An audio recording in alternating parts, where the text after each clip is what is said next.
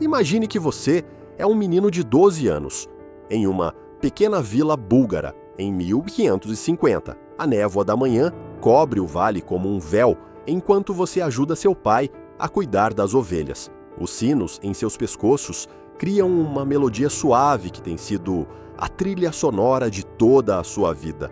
Sua mãe está preparando o café da manhã, pão quente e leite de cabra que tem o gosto de casa, de segurança, de tudo o que você sempre conheceu.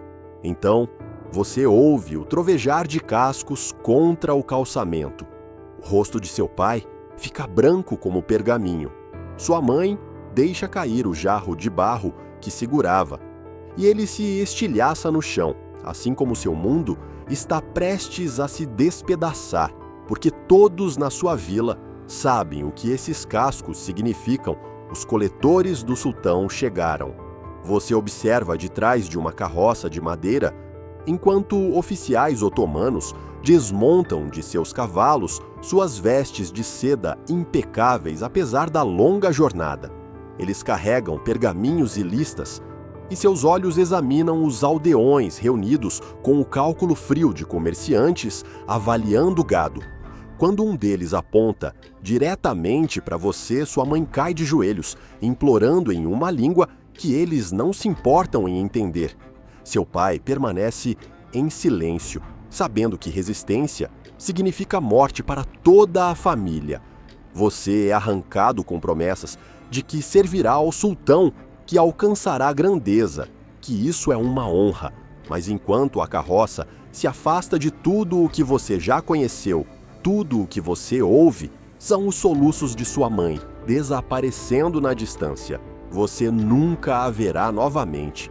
Esse foi o início da sua nova vida como um menino do palácio, um Gulam, no império mais poderoso da Terra. E os horrores que o aguardavam por trás dos muros do palácio fariam você ansiar pelos dias simples, cuidando de ovelhas nos vales enevoados de sua terra natal. Antes de mergulharmos nessas histórias esquecidas de sobrevivência e sofrimento, se você gosta de aprender sobre as verdades ocultas da história, considere curtir e se inscrever para mais conteúdos como este. E por favor, comente abaixo para me dizer de onde você está acompanhando. Acho incrível que estejamos explorando essas histórias antigas juntos, de diferentes partes do mundo, conectados através do tempo e do espaço, pela nossa curiosidade compartilhada sobre o passado. A jornada para Istambul foi seu primeiro contato com a crueldade sistemática que definiria sua nova existência. Você e dezenas de outros meninos foram forçados a marchar por semanas por terrenos acidentados, mal alimentados, dormindo ao relento ou em abrigos rudimentares que ofereciam pouca proteção contra os elementos. Os fracos, aqueles que não conseguiam acompanhar, que adoeciam ou simplesmente desistiam da esperança, eram deixados para trás para morrer.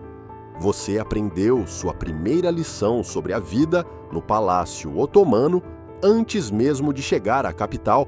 Fraqueza era a morte, e apenas os mais fortes, mais inteligentes ou mais adaptáveis sobreviveriam ao que estava por vir. O menino ao seu lado, talvez com 14 anos, foi tirado de uma vila de pescadores grega. Seu nome era Nikos, embora ele tenha sussurrado para você que logo esse nome seria proibido. Ele tentou fugir na terceira noite da marcha, mas os guardas o pegaram antes que ele percorresse 1 quilômetro.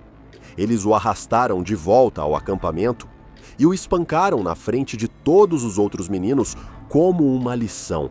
Seus gritos ecoaram pelo interior e você fechou os olhos tentando bloquear o som, mas não podia bloquear a lição.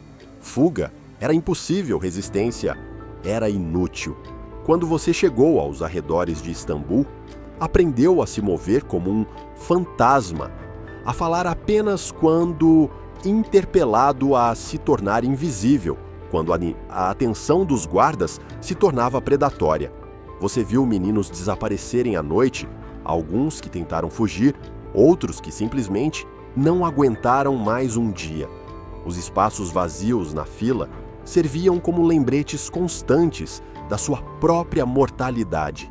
A primeira visão da silhueta de Istambul deveria ter sido de tirar o fôlego, os minaretes perfurando o céu, a cúpula massiva de Santa Sofia, o vasto complexo palaciano que se tornaria sua prisão. Mas tudo isso, o que você sentiu foi um pavor oco, se instalando em seu estômago como uma pedra. Essa cidade magnífica representava tudo o que você havia perdido e tudo o que temia se tornar. Ao chegar em Istambul, você enfrentou sua primeira seleção. Oficiais otomanos dividiram os meninos sobreviventes em grupos com base em seu potencial percebido. O processo foi humilhante e minucioso. Examinaram seus dentes como se você fosse um cavalo, testaram seus reflexos, fizeram você recitar o pouco que sabia de letras e números, mediram sua altura, inspecionaram sua pele em busca de imperfeições e avaliaram seus traços faciais com o distanciamento clínico de avaliadores de arte. Os mais belos e inteligentes foram destinados à escola do palácio, o Enderun. Outros se tornariam janízaros, o corpo militar de elite. Mas, para aqueles escolhidos para o serviço no palácio, um tipo diferente de provação aguardava, uma que testaria não apenas a resistência do seu corpo, mas a capacidade da sua alma de sobreviver à desumanização sistemática. Você estava entre os afortunados, selecionados para a escola Enderun localizada dentro dos muros do palácio Topkapi. Os oficiais que fizeram essa escolha olharam para sua pele clara, seus olhos brilhantes e sua inteligência óbvia e sorriram. Você não entendia então que aqueles sorrisos não eram gentis. Eram os sorrisos de predadores que encontraram uma presa particularmente promissora. A escola Enderun foi chamada de a primeira educação institucionalizada do mundo para os superdotados. Essa descrição, embora tecnicamente precisa, obscurece a realidade mais sombria do que educação significava para meninos deslocados como você. Sim, você aprenderia línguas árabe e persa e turco, estudaria matemática, astronomia, literatura e direito, seria treinado em música, caligrafia e vários ofícios. Mas essa educação tinha um preço que ia muito além dos rigores acadêmicos. O complexo palaciano, que se tornou o seu mundo, era um labirinto de corredores de mármore, câmaras ornamentadas e passagens escondidas onde o perigo espreitava a cada esquina. Você foi alojado em dormitórios dentro do complexo separado do mundo exterior por camadas de muros guardas e protocolos que tornavam a fuga não apenas difícil, mas impensável. O dormitório onde você dormiria se estendia diante de você como um túmulo de mármore alinhado com camas estreitas, cobertas de seda que pareciam correntes contra sua pele. Sua primeira noite no dormitório, você ficou acordado, ouvindo sons que se tornariam a trilha sonora do seu aprisionamento. Os soluços suaves de meninos com saudades de casa tentando abafar suas lágrimas nos travesseiros. As conversas sussurradas em línguas que você não reconhecia. Os passos de alunos mais velhos e supervisores rondando os corredores após as luzes se apagarem. Você segurava a pequena cruz de madeira que sua mãe havia colocado em sua mão quando foi levado, mas, pela manhã, até mesmo essa última conexão com sua antiga vida seria descoberta e confiscada. Você recebeu um novo nome, Mehmet, e foi instruído a esquecer suas origens cristãs. A conversão à fé oficial do Império não era opcional, era fundamental para sua transformação de criança capturada em servo otomano. A cerimônia foi conduzida com grande pompa, como se você tivesse escolhido esse caminho voluntariamente. Mas você sabia, e todos sabiam, que escolha não tinha nada a ver com isso. Você repetiu as palavras que mandaram você dizer, mas por dentro segurava a memória das canções de ninar de sua mãe e das histórias de seu pai. O aspecto mais insidioso da sua educação era a destruição sistemática da sua vontade individual e sua reconstrução como um instrumento de prazer e poder imperial. O palácio operava em uma hierarquia complexa, onde o avanço dependia não apenas do desempenho acadêmico, mas da sua capacidade de agradar aos superiores. E agradar poderia assumir formas que nenhuma criança deveria jamais ter que aprender. Sua primeira lição sobre as regras não ditas do palácio veio de Ahmet, um aluno mais velho que estava no sistema há 3 anos. Ele se aproximou de você uma noite no dormitório, sua voz carregando tanto ameaça quanto promessa. "Você é novo", ele disse sentando-se na beira da sua cama sem ser convidado. "Ainda não entende como as coisas funcionam aqui, mas eu posso te proteger, te ensinar, te ajudar a avançar. Os professores me favorecem e eles ouvem minhas recomendações sobre os meninos mais jovens." Ele deixou a mão descansar em seu ombro e você sentiu seu corpo congelar. Você tinha 12 anos e nunca havia sido tocado por um estranho, mas algo em seu comportamento fez sua pele arrepiar. "Em troca", ele continuou sua voz, baixando para um sussurro, "você precisaria mostrar sua gratidão.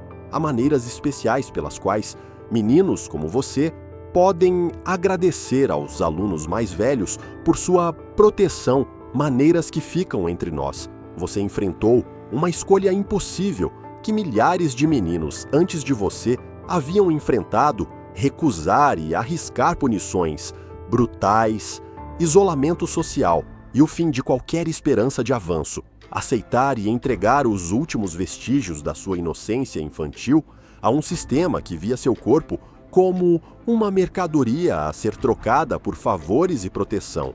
Não havia uma boa escolha, apenas sobrevivência.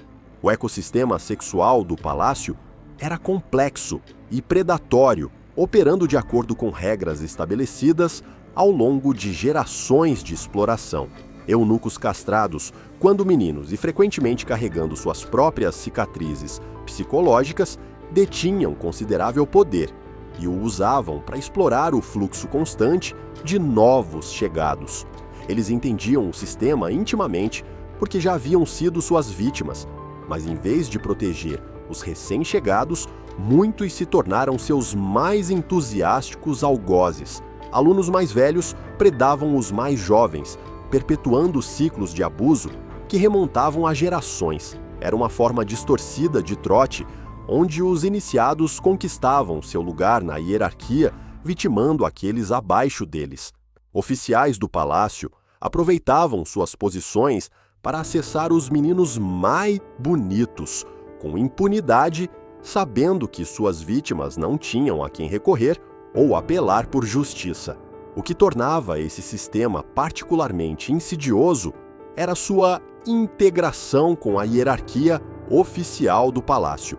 Relacionamentos sexuais não eram escândalos ocultos, eram parte da ordem social, tão completamente entrelaçados na vida cotidiana que pareciam naturais e inevitáveis.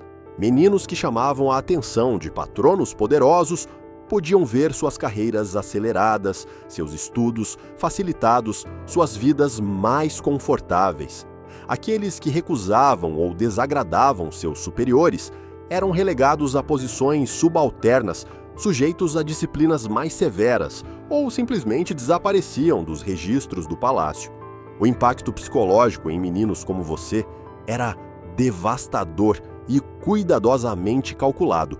Isolado da sua família, despojado da sua identidade original e lançado em um mundo onde seu corpo era visto como uma mercadoria, você desenvolveu o que hoje reconheceríamos como respostas complexas a traumas.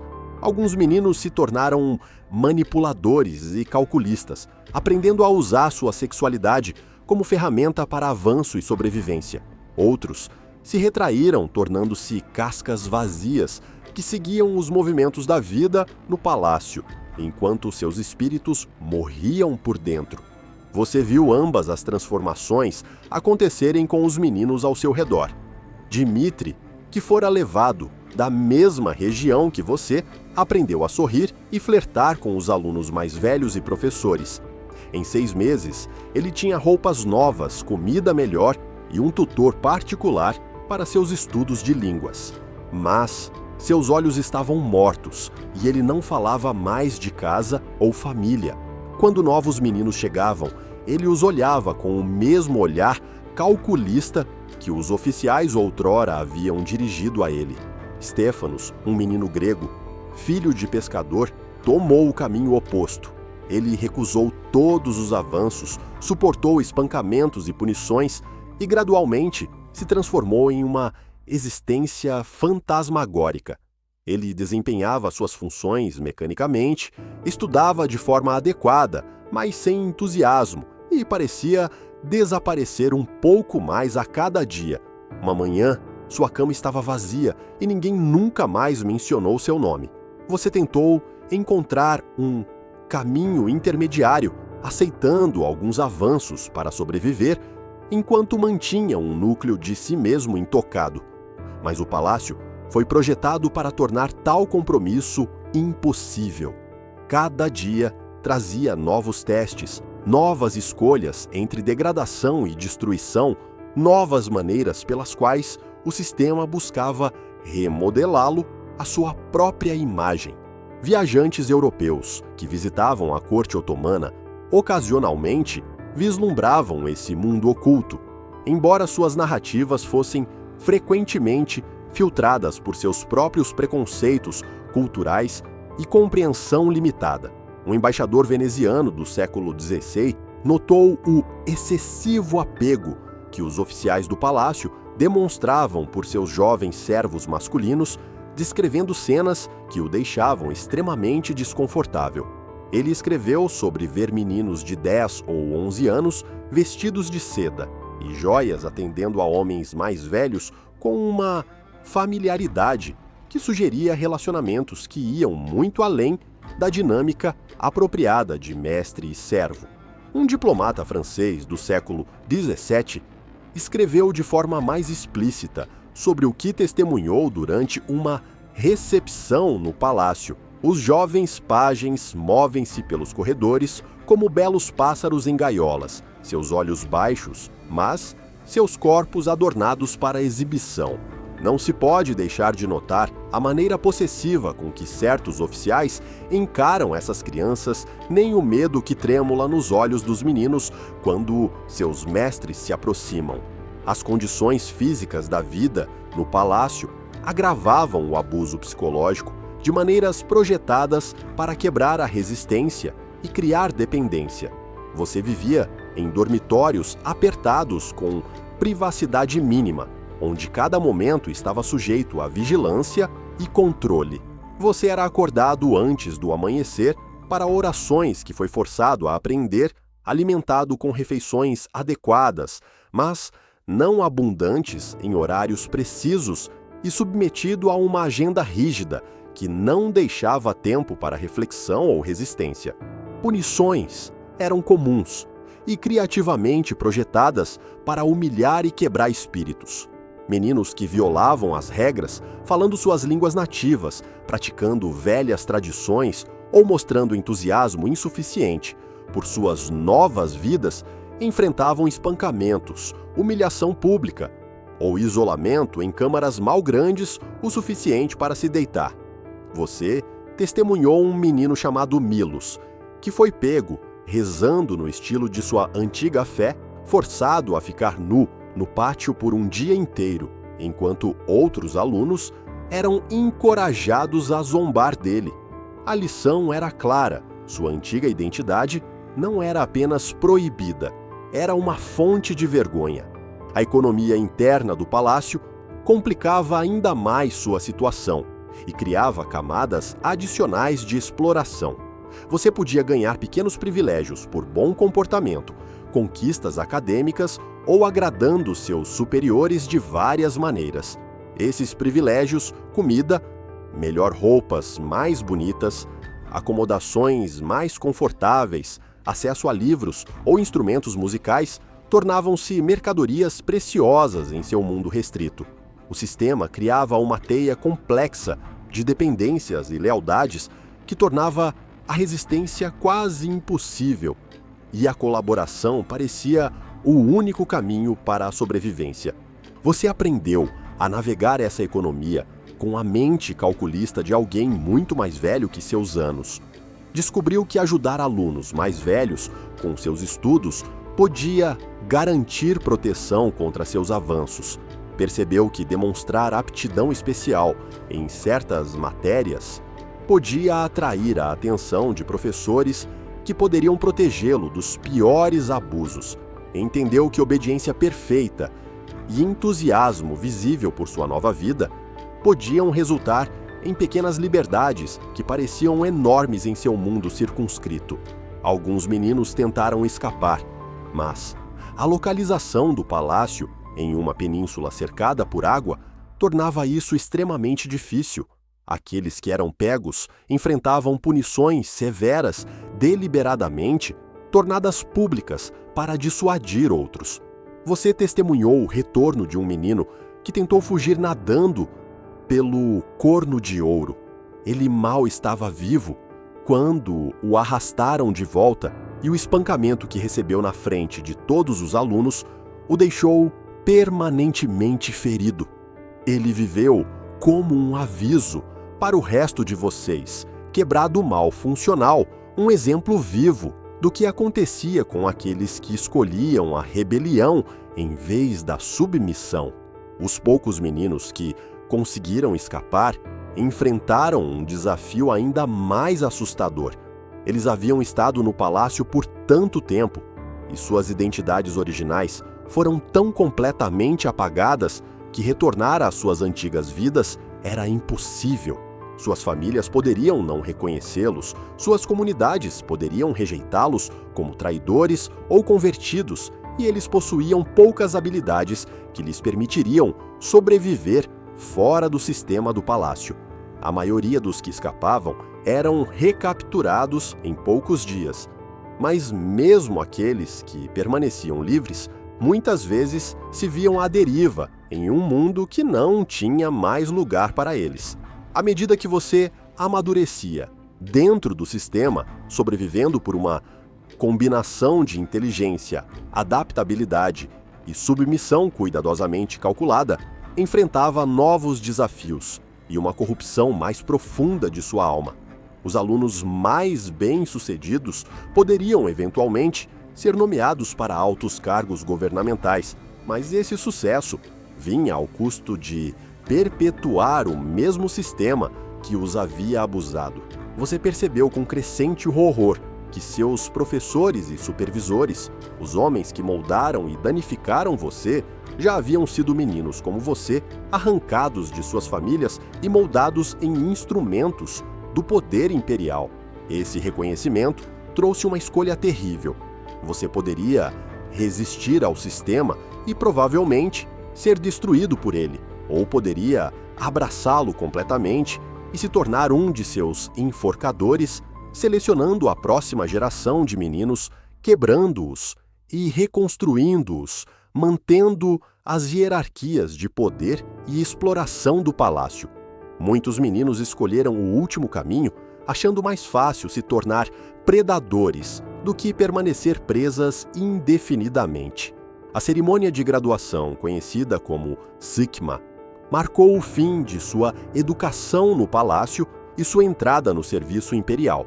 Após anos de abuso sistemático disfarçado de educação, você emergiu como um jovem fluente em várias línguas, habilidoso em administração e diplomacia, treinado nas artes e ciências. Mas também emergiu como alguém cuja alma havia sido sistematicamente corrompida, cuja compreensão de poder estava para sempre entrelaçada com exploração, cuja capacidade para relacionamentos humanos normais havia sido danificada de maneiras que talvez nunca se curassem. Para muitos graduados, essa transição significava simplesmente passar de uma forma de exploração para outra. Aqueles nomeados para cargos administrativos se encontravam em um mundo onde favores sexuais e avanço político permaneciam entrelaçados, onde as lições aprendidas no palácio sobre poder, submissão e sobrevivência continuavam a moldar suas vidas adultas. Aqueles designados para papéis militares carregavam consigo as cicatrizes psicológicas de seus anos no palácio, muitas vezes se tornando enforcadores brutais da vontade imperial ou homens quebrados que lutavam para encontrar significado em vidas construídas sobre fundações de abuso. A atitude das elites otomanas em relação a essas práticas era complexa e cuidadosamente construída para manter o sistema enquanto negava seus aspectos mais perturbadores. Embora regulamentações oficiais proibissem muitas formas de abuso, a realidade era que as autoridades do palácio fechavam os olhos para comportamentos que serviam aos seus interesses. O sistema produzia administradores capazes e servos leais, que era seu objetivo principal. O custo humano era considerado irrelevante para seu sucesso e qualquer crítica era descartada como ignorância dos métodos sofisticados de educação e avanço do império. Escritores otomanos contemporâneos às vezes reconheciam os aspectos mais sombrios do sistema enquanto defendiam seu valor geral.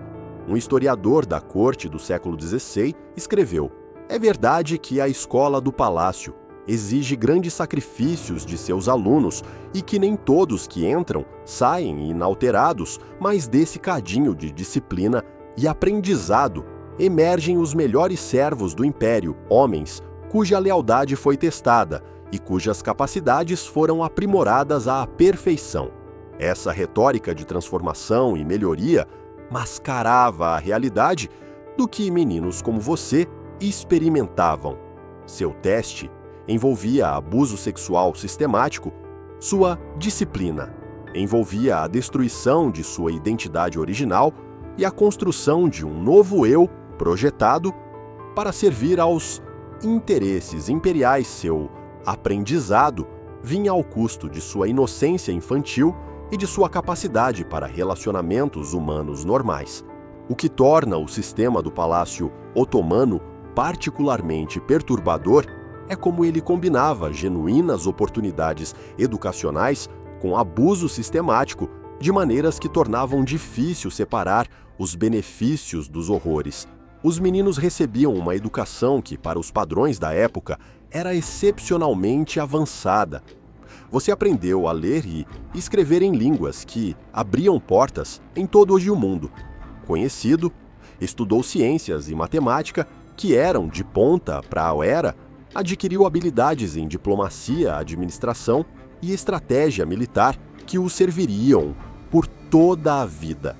Mas essa educação era inseparável de sua exploração e abuso. Os mesmos professores que expandiam sua mente também violavam seu corpo. O mesmo sistema que lhe dava oportunidades também destruía sua inocência. A mesma instituição que prometia avanço também garantia que esse avanço seria para sempre manchado pelos métodos usados para alcançá-lo. O sistema também revela a relação complexa entre poder, sexualidade e violência nas sociedades pré-modernas. Os otomanos não eram únicos em sua exploração de jovens. Práticas semelhantes existiam em várias formas ao longo dos mundos antigo e medieval. Mas o sistema otomano era notável por sua escala, sua sistematização e sua integração ao aparato imperial. Não era uma perversão oculta, mas uma instituição aberta, celebrada por sua eficácia e defendida por seus beneficiários. Nos séculos XVII e XVIII, o sistema do palácio começou a declinar à medida que mudanças nas tecnologias militares reduziram a importância do corpo de janízaros e novas formas de administração diminuíram a dependência de burocratas treinados no palácio. A influência europeia e as mudanças nas atitudes sociais também contribuíram para a transformação gradual do sistema. Mas para os milhares de meninos que passaram pelos portões do palácio durante o auge do sistema, essas mudanças chegaram tarde demais. suas histórias de infâncias perdidas, inocência destruída e espíritos quebrados em serviço ao poder imperial representam um dos exemplos mais sistemáticos de abuso infantil institucionalizado da história.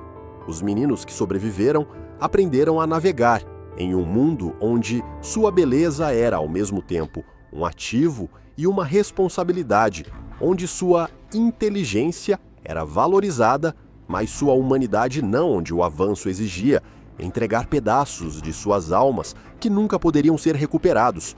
Alguns alcançaram posições de grande poder e influência, tornando-se vizires, generais e governadores que moldaram o destino do império, mas eles carregavam consigo as cicatrizes de seus anos no palácio e muitos perpetuaram os ciclos de abuso que os moldaram. Outros desapareceram na obscuridade histórica, seus destinos desconhecidos e seu sofrimento não registrado, lembrados apenas como entradas em registros administrativos que notavam sua chegada, seu treinamento e sua eventual designação para o serviço. Os muros do palácio, que outrora ecoavam com os passos desses meninos, ainda estão de pé, hoje transformados em um museu, onde turistas admiram a grandiosidade arquitetônica e os tesouros artísticos da corte otomana. Os visitantes maravilham-se com as belas câmaras, onde as elites do império foram educadas, mas veem apenas a beleza física dos espaços. Os corredores de mármore guardam seus segredos mais sombrios, e as salas onde educação e exploração se entrelaçavam permanecem silenciosas sobre o preço que gerações de jovens meninos pagaram pela glória imperial. As visitas guiadas falam das inovações educacionais da escola, do palácio, de seu papel na formação de administradores capazes de sua contribuição para o sucesso do império. Elas não mencionam o abuso sistemático que era fundamental para sua operação. Os meninos que morreram, em vez de se submeterem às suas exigências, ou os homens que emergiram de seus salões para sempre transformados por suas experiências dentro de seus muros. Ao terminar este relato, imaginando sua história como representativa de milhares, como ela, lembro-me de que essas histórias de sofrimento e sobrevivência não são meras curiosidades históricas. Elas representam seres humanos reais, crianças arrancadas de suas famílias, despojadas de suas identidades e forçadas a navegar em um mundo que valorizava seus corpos e mentes, enquanto descartava sua humanidade como irrelevante para os grandes desígnios do império. Você, o menino que imaginei parado nesses corredores de mármore, com medo no coração e silêncio nos lábios, representa milhares de crianças reais cujos nomes nunca saberemos, cujas histórias individuais nunca foram registradas, cujo sofrimento nunca foi reconhecido pelo sistema que o criou e sustentou.